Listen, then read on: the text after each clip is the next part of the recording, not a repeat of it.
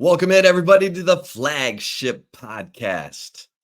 I am Chip Brown of Horns247.com, joined, as always, by my esteemed colleague at Horns247.com, the one and only Eric Henry. Eric, full disclosure, we are recording on March 19th. My son tells me this is Father's Day in Spain. So he wished me a happy Father's Day today, which I thought was interesting.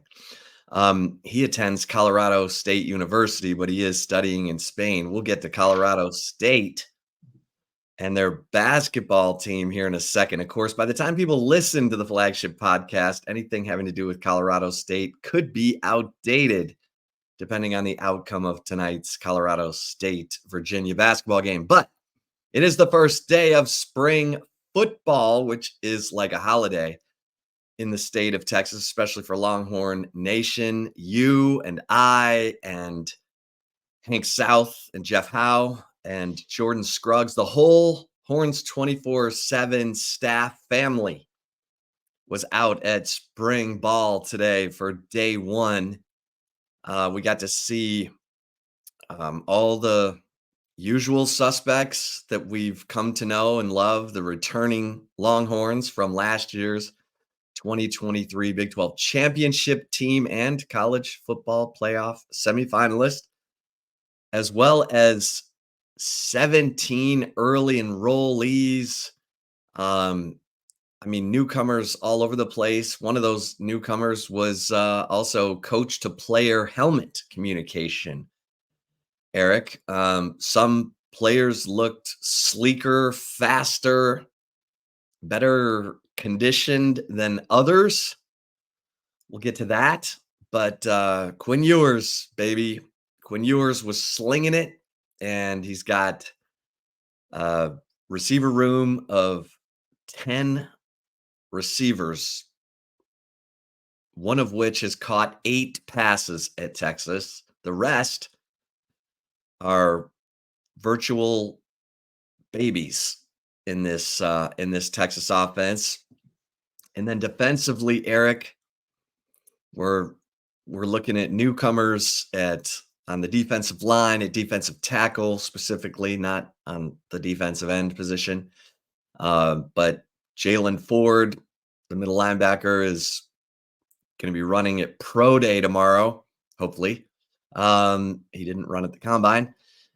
And so Texas looking for a new middle linebacker. And of course, the safety position with Jaron Thompson transferring to Auburn is looking for answers as well. And at corner, although I'll just say this, Eric, before I throw it to you, Malik Muhammad, he's as close as I come to just saying, okay, this dude's going to be a star.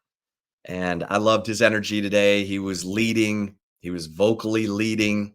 And I just think that he carries himself like a star. And so Malik Muhammad was definitely one of my guys who stood out today on the first day of spring football. How about you? Chip Brown, what a day it was, as you talked about. Certainly kind of like an unofficial holiday here in the state of Texas. Certainly a eventful day for us, right? An exciting day for us. It's not that those don't enjoy covering basketball and everything else that comes on the 40 acres, but the first day you get a chance to see all these new guys. There's something about that just is it's special, right? In its own unique way, it is pretty special. So definitely excited, and again, also full disclosure, I've been fighting the tech gremlins for the past hour here. So folks, put this out there, knock on wood, we don't have any more tech gremlins in the taping of this podcast. Now, as to what impressed me during the open of spring ball, listen, you said that, some of the guys in terms of production are relative babies, but I'm gonna tell you right now, Chip, if my memory serves me correct, I want to say it was 2021 or maybe even 2019. I covered for the old gig. It was Middle Tennessee State at Georgia, and I covered that game in Athens. And the reason I mention that, Chip, is this is just in terms of being around a football team and seeing what just looked like a well-oiled machine in terms of the operations of the way things were happening in practice. And then you go to the size and the athleticism. And again, as you know, Steve Sarkisian said today, what do you call it? Like, these guys are in underwear today. I Right, believe you used underwear underwear, Olympics. right? But let me tell you this much right now. Obviously, football is not played in underwear; it's played in armor, as Sark said. But you get a chance to physically see these guys' development, right? And I'm not a big, like this guy's body looks like this guy's body looks like that. I mean, we've seen football players come in all shapes and sizes and be, excellent athletes. However, Chip, this was an impressive looking group of athletes just from a sheer eye test. That was something that stood out to me. I saw Isaiah Bond physically does not look like a guy who is. I mean, we're not talking about 6'5", 6'6", receivers here. We're talking about guys like Isaiah Bond with this is 6', 6'1". Some of the other guys, but just impressive in terms of built, Chip. I mean, there wasn't a player. DeAndre Moore is not a 6'4", 6'5" receiver. Built. So shout out to Torrey Becton and what he's been able to do. Quinn Ewers, Chip. We were talking about that as we were getting our writing done, in that time span from the time we leave the field, heading over Steve Sarkisian's presser. Broad. I asked you, what did he play at his true freshman year, excuse me, his redshirt freshman year in Texas 2022. We looked it up. It was 207, and he's listed at 205 now. I'm sure you can attest. Safe to say that the 207 he was playing at in 2022 did not look like the 205 that he looked like out there on the football field, right? Even a guy like Christian Clark, Chip, that is a man. You know what I'm saying in terms of size. So that was my first takeaway. The second takeaway, and Steve Sarkisian led his press conference in terms of the football team, his remarks, was just the level of depth, sheer numbers. It looked like every position. And again, I was only around for fall camp last year, but just when you go through and, we're doing our thing, Chip, trying to take a look at positions, see who stands out and, who's working where and things of that nature. It looked like every position just string after string after string. And Sark said it, that this was the most in terms of sheer numbers in this now his fourth spring camp that he has had at Texas, the ability to go ones, twos, threes at every single position.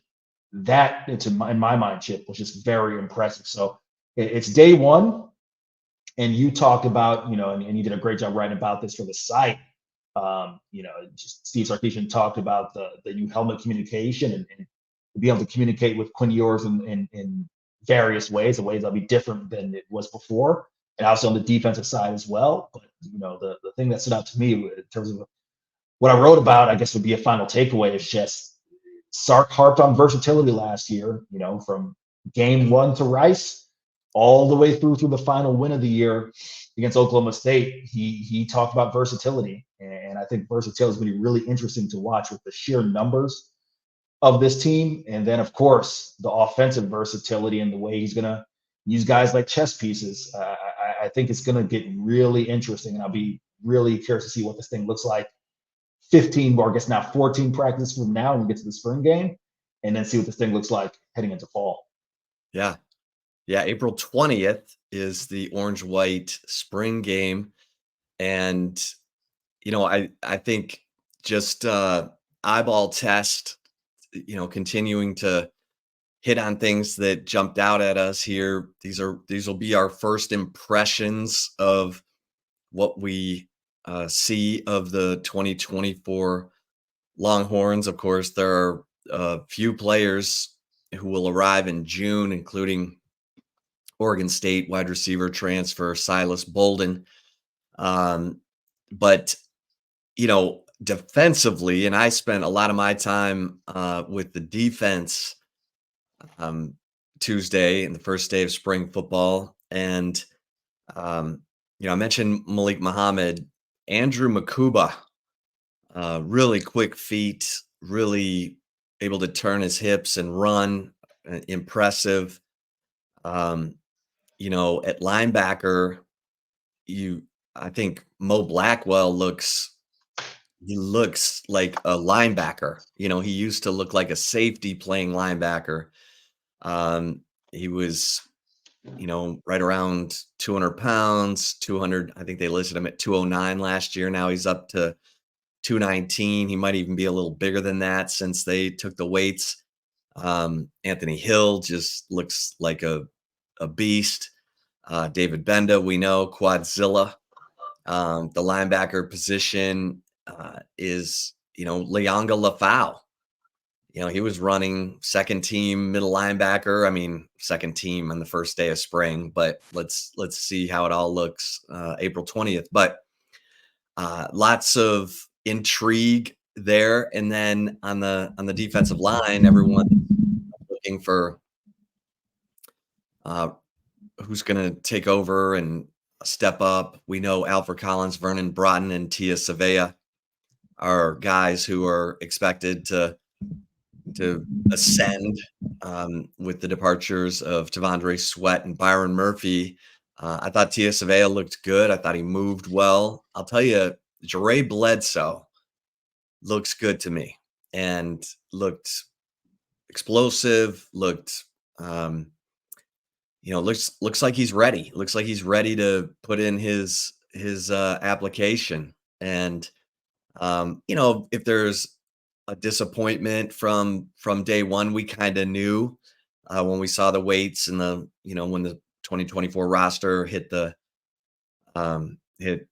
when Texas published it, that Sadir Mitchell, they listed him at 372. He looks 372. It wasn't, it's not good. He was walking the diameter of the practice field and sitting out of some drills. Steve Sarkisian saying that, wants to see that weight come down a little bit for Kendrick Blackshire too, the Alabama transfer, who, by the way, looks really chiseled for 261. I mean, that dude has, as my man Sean Adams used to say, calves, hams, and ass. That dude is put together. I can't wait to see whatever weight he's going to play at. I can't wait to see him on the field hitting somebody.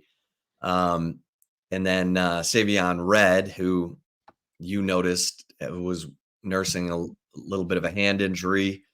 Steve Sarkisian said he'd like to see him come down from the 280 pounds that he weighed in at here for spring football. So, but for the most part, defensively, the guys look good. And I'll say this, on offense, the one player who stood out to me the most, and I didn't spend a ton of time over there, was Aaron Butler, who looks like he's ice skating down the field. I mean, he is so smooth and so fast and caught everything that they threw him.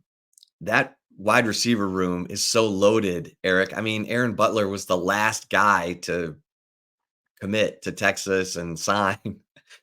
And that dude looks like he's ready to go. So good luck to Chris Jackson and Steve Sarkisian trying to figure out how that wide receiver rotation is going to look this year.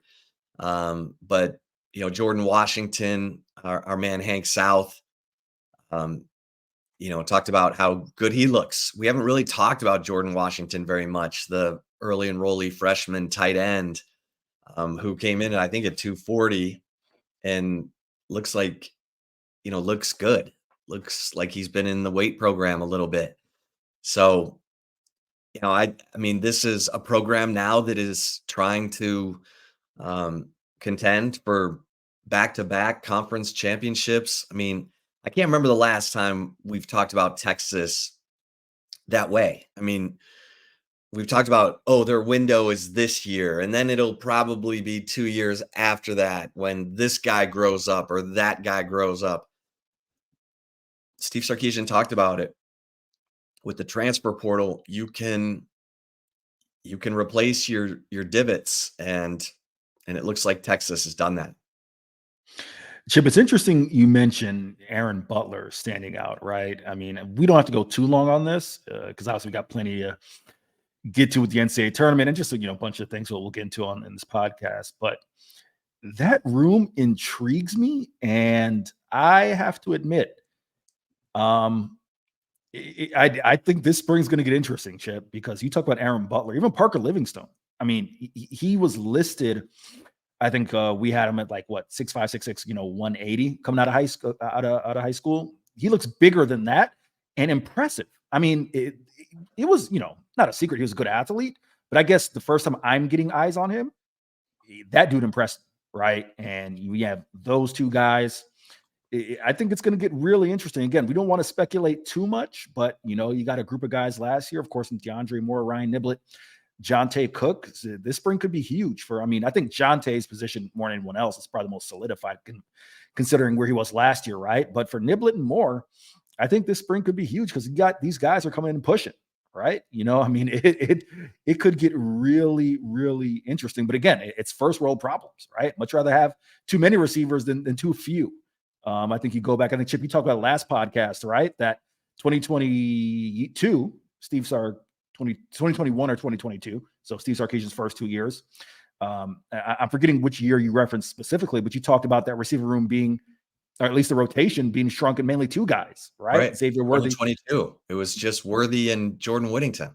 There you go, right? So certainly not a problem that I think anyone is complaining about, but I think maybe in terms of, the positional battles that we talked about in the offseason, I know I kind of harped on that defensive tackle spot, right? Maybe receiver's another one that you really got to keep an eye on during spring. Yeah. Yeah. And the edge position. Let me just take you through the guys who were they were doing individual drills. This was the order of this drill.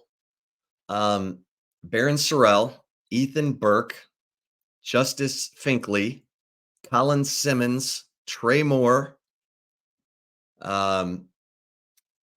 Cecilia Kana, Colton Vasek, Billy Walton, Zena Umazulu, and Jamon Tapp.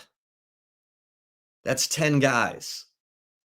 And let me tell you something. Zena Umazulu is long. That dude, like we think Ethan Burke is long, Colton Vasek is long. Zena Umazulu may have the longest wingspan of the three of them. They are definitely getting a profile, a prototype of that length at the edge position in those three guys. And it's kind of amazing that Ethan Burke will be draft eligible after this year. But Baron Sorrell looks good, and he was leading, and he's just so thick. And I know people were like, man, where were the sacks last year? Don't ever forget what those two did, Baron Sorrell, Ethan Burke, in terms of helping Texas finish number 3 against the run. And so it was impressive. I mean, Trey Moore, Colin Simmons. I mean, these guys are pushing.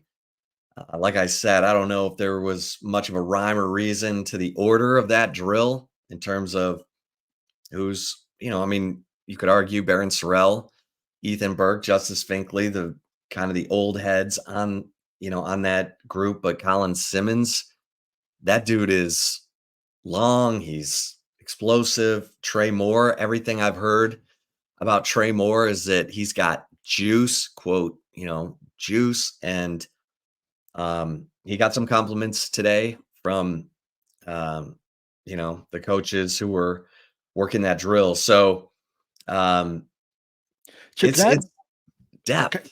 Can I add one quick thing on Trey Moore? Because I think, again, I'll try to just bring some context, having covered, the previous league he was in. Trey Moore may not stand out from a physical perspective yet. I'll be curious to see what he looks like, given an entire summer here on the 40 acres. If you know anything about UTSA, it was a struggle for them to get a, true athletic facility built for a couple of years. And if my memory serves me correct, I think Trey Moore may have only spent 1 year with that facility being in place, what they call the RISE facility, Roadrunner or such and such, whatever it's called, right? But I'm only mentioning that just to provide some context for that. This is not a kid who, I mean, I don't know his high school background, but in terms of college, this is not a kid who has spent the type of, from a sheer weight perspective, what he'll get with Torrey Becton. So let's see what he looks like over once fall rolls around. But just to give some context as far as what you talked about, as far as at least he's got everything else going for him, right? And let's see what happens once he gets a summer under his belt of conditioning here at the 40 acres. Yeah, yeah, and they talk about his get off, his explosiveness off the line, and that's, if you have that, you have a chance. So it's gonna be fun to watch how this competition, this iron sharpening iron, at receiver, at edge, at defensive tackle, linebacker. I mean, they've got depth.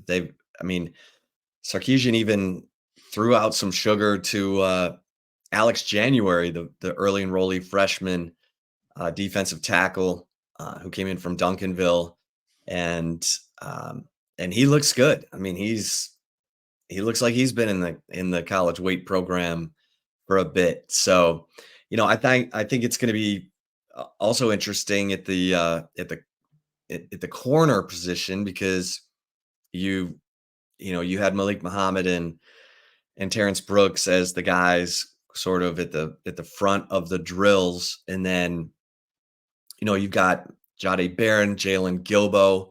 We got to wait and see how those reps get distributed here in the spring, because Jahdae Barron's gonna play some outside corner, and maybe that's to push Terrence Brooks a little bit, who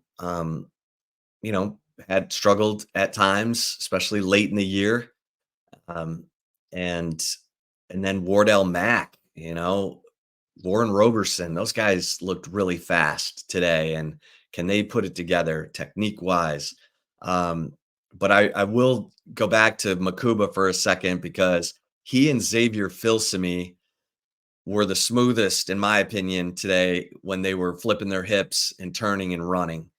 And Jelani McDonald's a big guy, but he's a little not as fluid as Makuba and Xavier Filsaime. And Filsaime's been a guy who's gotten a lot of praise for coming in ready to work, in shape, who's had a really strong work ethic, all business approach to things.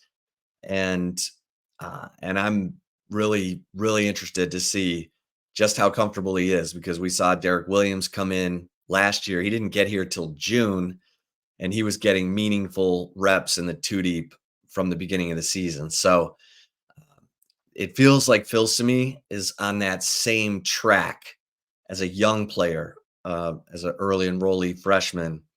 And man, if Makuba is locked in and ready to go, he looks like he can help, because he looks like a really good coverage safety. And we know Jaron Thompson, had 3 interceptions last year. They've got to replace his production. And Makuba is a guy who has done it at Clemson. So, again, I think Steve Sarkisian and this coaching staff has been very, very surgical, and they haven't missed much in the portal. And so let's see how these portal transfers end up contributing, because it looks like they're going to contribute a lot. Yeah, and just to kind of round things out here, you talked a little about defense, talked a little bit about offense. I'll kind of round us out here with the special teams, kind of getting the look. Of course, we know Xavier Worthy was a major contributor, a weapon in the punt return game. Getting a chance to see, some of the guys who are back there. I think the 3 you got to keep an eye on, in terms of Matthew Golden, Isaiah Bond, Jonte Cook. It was nice to see all of those guys get their reps back there on punt return. Saw some guys stand out. Even you talk about Jelani McDonald from a safety perspective. He kind of stood out to me a little bit in coverage, because Steve Sarkisian was emphatic, at least past year, talking about feeling he has the best 2 gunners in the nation, Keaton Crawford, Keelan Robinson. Well, Keaton is now in Reno with Jeff Choate. And Keelan is heading to the NFL, right? So, got to replace those. Not Aaron Butler, Austin Jordan, excuse me. Austin Jordan's Lonnie McDonald. And just to see them get some work out there as far as gunners. So it's nice to see that. A lot of, Chip, I think something that in my mind, maybe this is just a stickler for me as someone who, listen, I did not play college football at this level. I played 1 year at Jacksonville University, which is certainly a much lower level than this. But, I've always had an affinity for special teams because it was the only time I ever, stepped foot on a football field at this level. But Chip, the depth, right? Coming back to that, seeing some of the guys in terms of whether it's, Michael Taff or Akana, I'm trying to think who else I've seen out there. Trey Wisner, right? Really those impact guys who've made a name for themselves on special teams. If you can kind of get that production, I think that's just embarrassment of riches, see what happens there. Can't pay too much attention to the punter. I'm forgetting the kid right now was a walk-on who was doing the punting today. Obviously, is still not going to be, it's not going to be, the punter come day one. So waiting to see where Michael Kern comes in. It was kid 49, Chip. I got my roster here.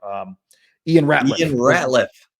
Was doing the punting today. So be certainly interested to see, what Steve Sarkisian's assessment of that is following spring, if there's room to hit the transfer portal or if that's Michael Kern's job to lose in that realm. But all in all, like I said, just to kind of round us out here with the special teams, shout out a couple of those guys. We're getting some work in there as well. Jeff Banks, certainly, it doesn't take much to wake that guy up, right? You could hear his voice loud and clear. Want all the guys making sure everyone's fielding punts. Don't let anything get behind you. Believe it was Aaron Butler. Let me just check my numbers here really quick.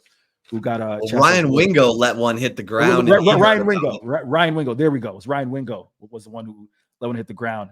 So yeah. Banks jumped him. Catch that ball.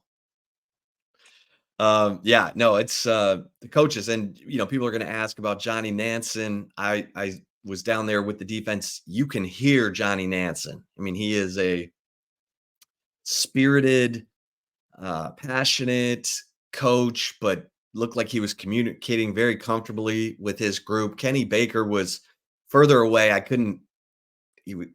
Probably the furthest end of the practice field. For those who've been out to Denius Fields, the exact opposite end of the bubble.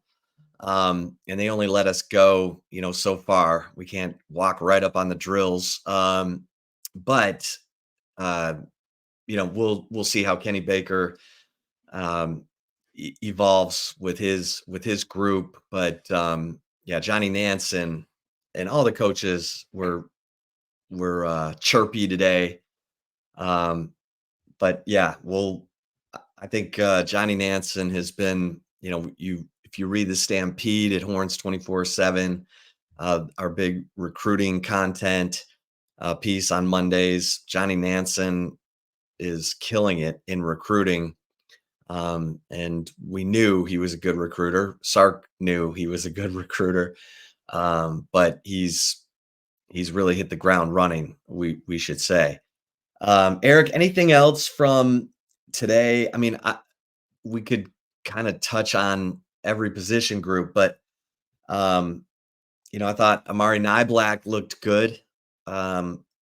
He looked thin to me last year at Alabama, but he looks more like a tight end. We know he can fly. Oh, listen, I had a chance to see him. He's a Clearwater kid, local kid to my area, right? So, the thing about him, he's always been a great athlete. I even said this to, Jeff Howe, and I think the entire group as we're kind of getting ourselves together post-practice. But he looks, and I don't want to cause Texas fans to salivate a bit, but, he looks more athletic. And again, I could be biased. I've seen him a while, but more athletic than JT Sanders. And part of that maybe is, JT played around 246, 247, Niblack's 233, 235, right? So maybe that's part of it, but it definitely going to be a weapon in terms of someone who can push the ball downfield. In terms of final things that stood out to me is, let's not let this guy get buried, beneath everything else. Quinn Ewers looked sharp today. Looked, just very much in command. I know those things sound super cliche, but I think it's something if you witness it, right? I mean, just someone who, Chip, Quinn is a guy who, is not the most verbose guy for the most part. I mean, I don't I don't know if Quinn would consider himself shy around the media, but I think kind of somewhat soft-spoken and reserved. But I would love to know in an honest moment, just if now year 3 of just being the guy, right? Not having to fight for your job, not walking a quarterback competition, the level of confidence and how that emboldens him and empowers him. It's probably a better word than embolden, probably empowers him as a player and as a quarterback. Because I mean, it's funny, Chip, I was just, really diving into a bunch of podcasts, just trying to, get myself juiced up here for spring. And it's easy to forget Quinn Ewers was a superstar recruit. I mean, everyone talks about Arch Manning and, they talk about him in terms of this, when he's going to be the guy. Well, I mean, let's not forget, Quinn Ewers was, I don't want to say was Arch Manning before Arch Manning, but it's not a guy who can't, from a physical perspective, do all the things asked the quarterback position. So I just think that was a thing that I honestly want to let, kind of go under the radar. He just looked in control, sharp, ready to go. Yeah. And you're right. I mean, they're both, Vince Young had a perfect rating as the number 1 player in the country in 2002. Quinn Ewers had a perfect rating as the number 1 recruit in the country in 2021. And Arch Manning had a perfect rating as the number 1 recruit in the country, according to the 24/7, ranking. And that's rare. I mean, the fact that Texas has 2 top recruits in the country at the quarterback position. And that, I thought, we've talked about this before, Eric, but Quinn is very comfortable in his own skin. I mean, to have another number 1 overall recruit in your same room, and Quinn doesn't, he talks about Arch like this is, I can't wait to see him grow. Like, he's not threatened. He encourages and helps Arch as much as he can.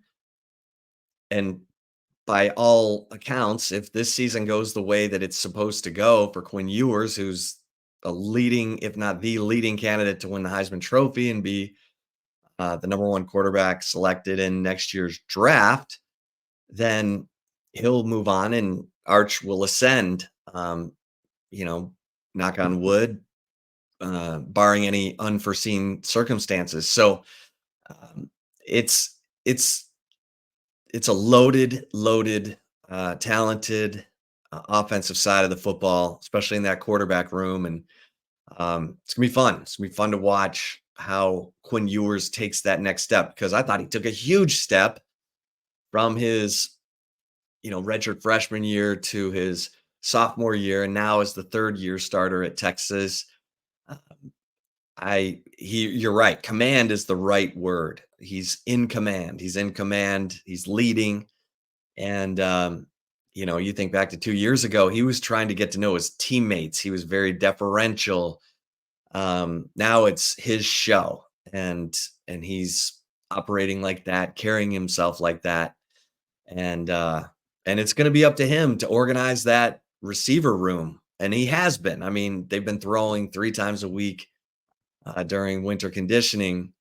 But in practice and scrimmage situations, he's going to have to make sure those receivers are doing everything exactly the way they're supposed to do it. And he'll do it. He's not going to leave that to Chris Jackson and Steve Sarkisian. He'll do it because he's invested. He came back for a reason. He's in a contract year, and we saw guys last year approach the season like a contract year.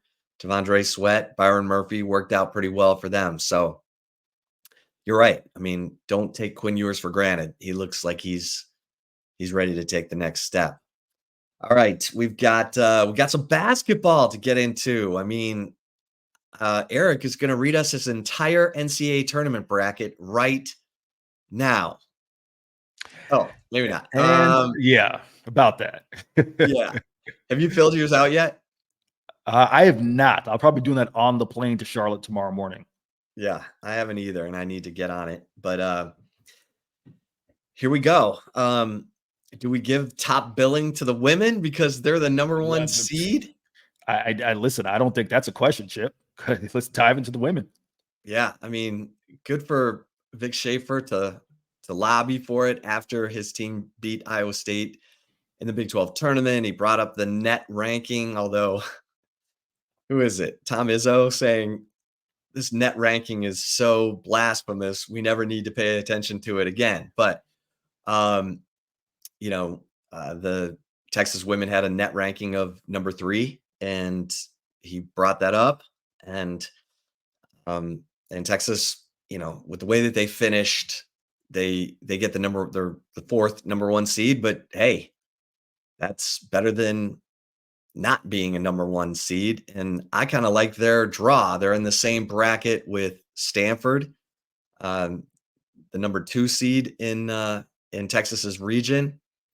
Texas played Stanford, I want to say, a couple of years ago in Vegas. Vic's second year. Anyway, Cameron Brink, the center for Stanford, who carved Texas up that day, she is still there. And Stanford has size and that kind of thing. But I hope that's the regional final that we get, Eric, because I like Texas to get to the regional final against Stanford, and then we'll see just how talented this Texas team is, because that Stanford team has Cameron Brink and their second leading scorer is the 6'3" forward. I don't think anyone can defend Madison Booker, but this can be a lot of fun to watch this this Texas women's team as a number 1 seed in the tournament. Chip, I'm gonna lead with a story, so it's gonna require me to ask a question. Did you happen to hear the Deanna Gaston, Shaylee Gonzalez exchange from the watch party? If you hadn't, it's no big deal. I'll quickly fill you in. Yeah, fill me in. Okay. There's a reason I'm going somewhere with this, folks. So right after the men's watch party was the women's, and Craig Way was there. It was a great environment, Chip. It really was great to have him there, up there where we typically have football Monday pressers. But Craig Way was doing trivia in between commercials. Of course, they're waiting on the seeds to be announced, right? And Craig Way asks, how many career games has Shaylee Gonzalez played in? And Deanna Gaston just jumped out and said 5,000. And it was hilarious. I think everybody got a laugh. Chip, the reason I mention that is it's clear this team is loose, man. Like that to me, it matters heading into an environment like this. Loose, and you can tell how much this group of young women enjoy being around each other. Like that to me, I think are two things that this time of year kind of separate, teams, because Texas is a good team. And listen, we've seen what they've been able to do without Rory Harmon, got injured, unfortunately, in that early part of the year. I believe it was 1 or 2 games after the UConn game, if memory serves me correct. But just how they've come together, and Vic Schaefer talked about it, right? And you wrote about it, using the Apollo 13 analogy, right? And this group really coming together and playing for one another. So I just led with that story, Chip, because if you were there, I mean it metaphorically, but just getting a chance to feel the how much this group generally enjoys being around each other. Listen, you got a talented group of teams that are out there, but in my mind, Chip, there's no reason not to think that Texas, even the way that they're constructed now, there's a reason they're a number 1 seed, and I think they're just as dangerous as anybody to make not only a deep run this tournament, but really contend for a national title. Yeah, and Deanna Gaston is, a super athletic 6'2" forward who does a good job of defending players who are bigger than she is. She did probably the best job defending Ayoka Lee against Kansas State, the 6'6" All-American, because she's really athletic and quick and can, just make life difficult for bigger players. And,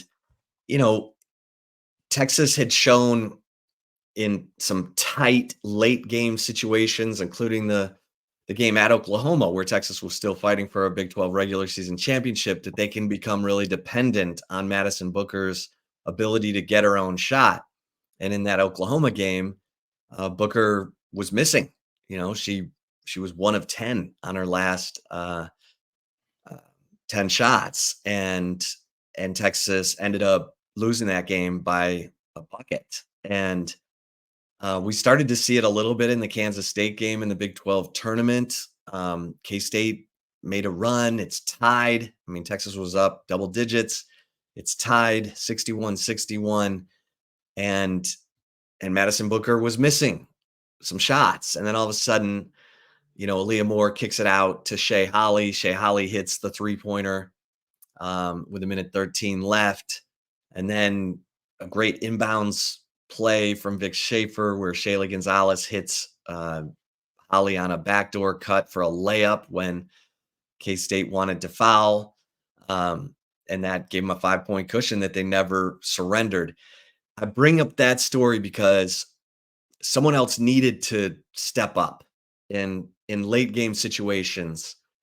And Shea Holly did it. And that's important because I think you've put so much on Madison Booker's shoulders. The rest of the team has to help out in those late game situations. And Vic Schaefer has to make sure that they're running plays for the right people. Deanna Gaston is not afraid. She is going to she's going to get to the bucket. She's not afraid to take a shot in the final minute. Neither is Shea Holly. Sometimes I think Shayla Gonzalez loses her legs a little bit late in games with her shooting, but they've done a study, and the teams that tend to do the best in the NCAA tournament are the teams that have a trio of playmakers who can score at the end of games and come up with plays, difference-making plays. And for a while, you might, kind of wonder, okay, who's the trio for the Texas women? It's Madison Booker, but who else on a consistent basis? And I would put Deanna Gaston in there, and Shea Holly, just from a consistency standpoint. Her scoring average is not, it's not what Aaliyah Moore is and Taylor Jones and that kind of thing. But I think I see that trio with Booker, Gaston, and Shea Holly. How about you? No, listen, I agree with everything you say there. And you talk about it, right, with Shayla Gonzalez possibly losing her legs a little bit as the game wears on. But I just think this team is so well-rounded. I mean, you actually talked about Shea Holly, and shout out to her. I mean, the last time she took the court, putting the clamps down on Emily Ryan, Iowa State guard, forcing her to 9 turnovers. That's amazing.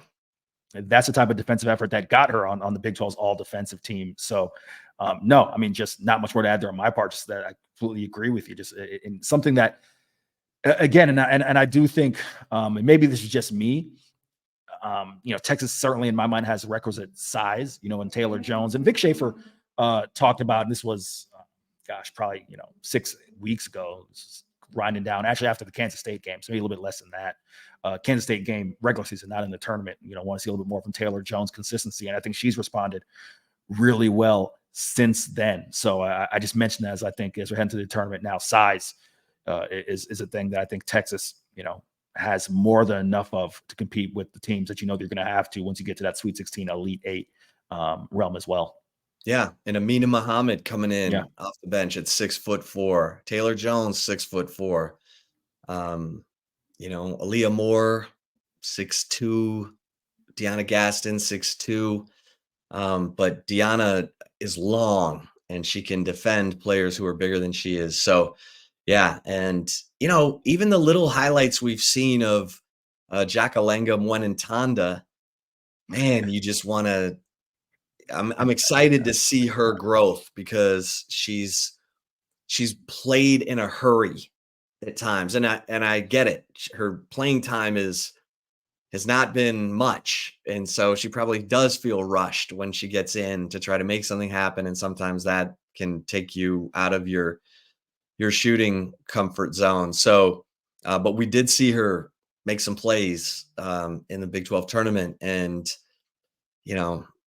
if Vic Schaefer and that team can dial it up at the right time and the shots are falling, watch out, because you're right. They have size. They have unbelievable guard play, thanks to Madison Booker, Shea Holly, and Shayla Gonzalez. And then They seem to like each other. They seem to be ready to have fun and do their thing when they hit the floor. And that's not every team is like that. We'll get to that with the men and the possible matchup with in fact, why don't we just transition into the Let's men? go. Yep. So Texas gets a 7 seed in the Midwest region. They're going to play in Charlotte. And they're going to open with the winner of this Colorado State Virginia game that will be played here in a couple hours. Full disclosure, my son goes to Colorado State, so we're kind of hoping it'll be a Texas Colorado State matchup. And Eric, there's some thought that Colorado State's a better matchup for Texas because they don't have anyone who really matches up well with Dylan Dizu. Whereas Virginia does have, a couple guys who might be a tougher matchup for Dylan Dizu. And we know Dylan is, if we're looking for a trio for the Texas men, we know it's Max Asmus and Dylan Dizu, and they're taking applications for the third member of that trio. We thought it might be Tyrese Hunter after that 30-point explosion against Oklahoma, and then he goes 0 of 7 from the field. Eric against K-State in the 78-74 loss. Oh man, Chip, a lot to dive into with the men. As you mentioned, the 7 seed. You talked about the Colorado State aspect. I think the Virginia aspect is interesting. And as someone who was there at the watch party, yeah, what was that? Caden Shedrick throwing his hands on his head for? I wanted him to stand up and beat his chest and be like, "Come on!" So I'm glad you mentioned that. I almost feel partly responsible because I ended the video there, and the context. If you look at it, it looks as if Caden is dismayed at it, and really, getting to know Caden a little bit, he's a super humble kid. The context behind that reaction in my mind, Chip, was, oh man, of course I'm going against my old team, but not in a I'm scared or backing down from them. Just, you could tell, Chip, I'd be willing to bet. I did not ask Caden this because we didn't talk any players post game, but if I had extended that clip another 10, 15 seconds, you'd have seen him hopping on his phone. And I guarantee he was either responding to texts from his old teammates or texting his old teammates. Right. So I think it just was more so the awe and shock factor of, oh man, of all the teams, it's my old, buddies. So that's really where that was. But sure, I can understand the perspective, all right, and even a Chip, again, if I'd extended that a few more seconds, you heard the entire team start chanting Cade in, right? So I'm sure, once the shock and all wore off, he's excited if it comes down to that to go up against his old guys. So, I take a little bit of responsibility for that. Social media sometimes will take things and run with it. It looked as if Caden was, dismayed or anything like that. And who knows the way the terms, because those Virginia fans were all in my mentions, just, blowing that up. But nevertheless, you put that aside. I am curious, because listen, you talk about Tony Bennett, and everything starts with defense there. They want to slow the game down. But Virginia's had, Chip, some slip ups in the NCAA tournament. Teams that, certainly were much better than this Virginia team, and they've gone out early at times. So I take a look at that. Of course, Tony Bennett, the former Charlotte Hornet, didn't play in this building, Spectrum Center. He played in the old Hive back in the 90s, right? But certainly has ties to Charlotte. So that is another intriguing storyline as well. I'm torn, Chip, because I almost feel in one sense, for all the reasons you talked about with Colorado State, I look at Virginia as possibly being a good matchup as well. But listen, it's about applications for that third guy. In my mind, we know what Max Asmus can do in March. A kid who has scored 20 points 9 times in his career and playing in March games, and certainly has had success, when they being Oral Roberts, made a run to the Sweet 16s. We know what he can do. We know what Dylan Dizu can do when he's staying out of foul trouble, but it's that third guy. I think that's going to make all the difference in the world for this team. So it'll be really interesting to see him get up to Charlotte. It's going to be a busy day come tomorrow. I'll get in there around 10:45. The Texas has practice. I believe their availability for practice, memory searching practice, from 2 to 2:40. I think the head coach availability is about an hour prior to that. So we'll have a chance to talk with Rodney Terry and company and see what he has to say. But it's no different than anything we talked about all year, Chip. If this team can come out, play a consistent 40 minutes of basketball, And quite frankly, I mean, put the defensive effort that we know that they have, and who's going to be that third guy? Chip. I don't mind Chip. It doesn't even bother me if you see a game like you think you start to see, like against Kansas State, or even, you go back to the way they closed against Oklahoma.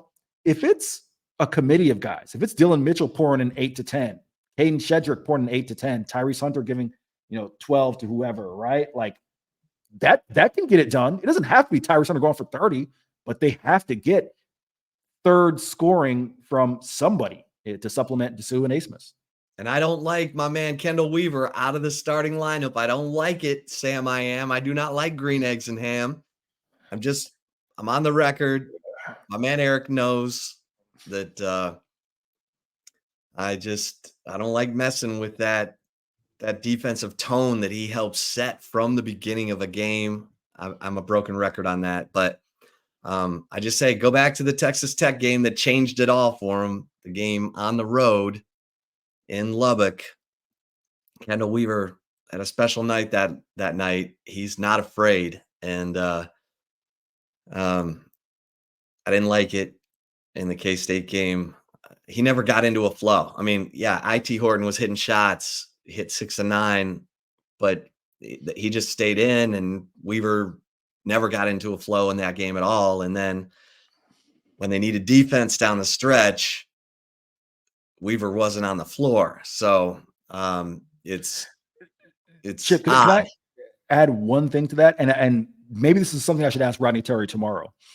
You talked about Kendall Weaver not being on the floor defensively and not going to get into that flow. I wonder if Rodney Terry saw how tight the referees were calling that game and maybe realized that might not have been the best game for Kendall Weaver. Because if you know anything about him, he's going to be aggressive. He's going to get up on you. And we saw even, that flagrant foul. I say that in air quotes. It's just a thought. I just wonder. They called it tight. They called that game tight. Yeah. So go ahead, Chip. Well, I think, what's interesting is if Texas gets the kind of performance that we know they're capable of, and God bless Eric, they've been better on the road than they have at home. So maybe playing in Charlotte, they'll be reared up, ready to go. I mean, and part of me thinks they will be. If they win, and if Tennessee wins, we get a round of 32 matchup between Ronnie Terry and the man whose staff he served on for 11 years at Texas, Rick Barnes. So, of course, the NCAA Tournament Selection Committee put that together. Of course they did. And it was totally intentional. So, Tennessee just got lit up in the conference tournament. I don't know what it was about the conference tournaments, for God's sake. I mean, Houston gets drilled by 20 against Iowa State, and but Tennessee gets run by Mississippi State. But Tennessee's really good, and Rick Barnes tends to, his reputation is his teams will play tight in March. But something tells me if he sees that other orange, the burnt orange, the other UT, the burnt orange UT, with as much as he loves Rodney Terry, and he does, Texas totally mishandled his departure here, thanks to then, I don't even want to call him an athletic director because he was not that, Steve Patterson. So something tells me Barnes will have Tennessee raring and ready to go. But first things first, we will wait to see if it's the Colorado State Rams or the Virginia Cavaliers. And as Eric mentioned, Virginia, under Tony Bennett, first number 1 seed ever to lose to a 16 seed. I don't know, 6 years ago against. Was that UMBC? Yeah. Yep. Yeah. Yep. So, all right, kids, we've, look, no time for baseball. Oh, well, they do play Baylor this weekend. It's big. They need to win. All right, time for some take it or leave it, kids. Don't go anywhere. We'll be right back. And if you're watching us on the Horns 24/7 YouTube channel, we will roll on with some Take It or Leave It, everyone's favorite part of the show. Eric, Henry, Chip Brown telling you if they'll take it or they'll leave it. Eric? And let's jump right in. You have more questions about the offense right now than the defense. Take it or leave it, Chip Brown. Okay, I'm going to leave this, even though there's 10 receivers vying for the jobs once filled by Xavier Worthy, A.D. Mitchell, and Jordan Whittington. I'm going to trust, and that new player to coach helmet communication. I'm going to trust Quinn Ewers and Steve Sarkisian to figure all that out. Plus, you have 4 of your 5 starters back in the offensive line, and the other projected starter, started a game last year, Cam Williams. I have more questions on defense. You and I have talked about the defensive tackle, the depth of the rotation. Feel good about Alfred Collins, Vernon Broughton, even Tia Savea. Who's going to fill out the rest of that? Who's going to, be the middle linebacker? Is it David Benda, who was kind of at the front of the drills to start spring football? Is it going to be Leonga Lafau or Kendrick Blackshire? So, and then, obviously it's safety. And what are we doing with Jade Barron? They feel really good about Jalen Gilbo at the star position. Jalen Gilbo even got mentioned in Steve Sarkisian's response about leadership. But got more questions on defense right now, Eric, so I'm leaving this. How about you? Yeah, Chip, I'll just quickly piggyback off what you said. I'm leaving it. More question about the defense. You talk about defensive tackle spot. I mean, listen, it's not that we don't think they'll be up to par, right? But being up to par isn't necessarily the level that Tavondre Sweat and Byron Murphy were last year, right? So there's that. Obviously, we got to see kind of what happens with the safety rotation, if it's a rotation, et cetera. So I'm leaving it, Chip. All right. Eric, the Texas women reached the Final Four, and the Texas men don't get out of the first weekend of the NCAA tourney. Take it or leave it. I'm leaving it, and it's half of that. I do think the Texas women reached the Final Four. So Texas men, call me a sucker, Chip, but I think that they'll rally for at least one game and end up facing Tennessee in the round of 32. So I'm leaving it, Chip. What about you? Okay. Yeah. I'm going to, well, let's see here. So we're saying the men don't get out of the first weekend. Okay. So doing that first weekend. Okay. Yeah. And in that case, I'm taking it. I apologize. I misread the question. Okay. I'm going to take it as well. I do think the women, I like their draw to the regional final against Stanford, and I think they beat Stanford. So I think they go to the Final Four. The Texas men, I don't know what to expect. I don't know. I know Dylan DeZoo and Max A. Smith are going to do everything they can, and usually come through. And then who else? Who else is going to step up? So I'm going to take this as well, Eric. Yeah, women reach Final Four. Men probably lose to Tennessee. All right. Final one. You're concerned about the weights of Sadir Mitchell at 372, Kendrick Blackshire at 261, and Savion Red 240. Take it or leave it, Chip. I'm going to take this just because of Sadir Mitchell. Kendrick Blackshire, 15 pounds over where he played at Alabama. I get the feeling that guy can lose that weight. Although I didn't see a lot of flab on him, Eric. I mean, he looks like, holy mackerel, that guy is thick. I want to see him play just because I think he's going to hurt somebody. But Sadir Mitchell, when those big guys get really big, it's hard for them to lose the weight. And look, Sadir Mitchell's an important piece of the puzzle for Texas. They need an over-the-nose player. That was Tavondre Sweat. He's the guy who's going to make centers panic. And maybe Sadir Mitchell can do that at 372, but it's clear they don't want him that heavy. He was walking the perimeter of the field today. He's not participating in all the drills. Coaches were yelling at him. You know, that concerns me just because he's a big guy. So I'm going to take it, Eric. How about you? I'm going to take it as well. Steve Sarkisian talked about the fact that, hey, some of these weights, they're probably going to come down once you start running in the summer, DKR, middle of the afternoon. Guys are going to sweat off some of that weight a little bit. But I'll say this. Blackshire, not concerned because I saw the same things you saw.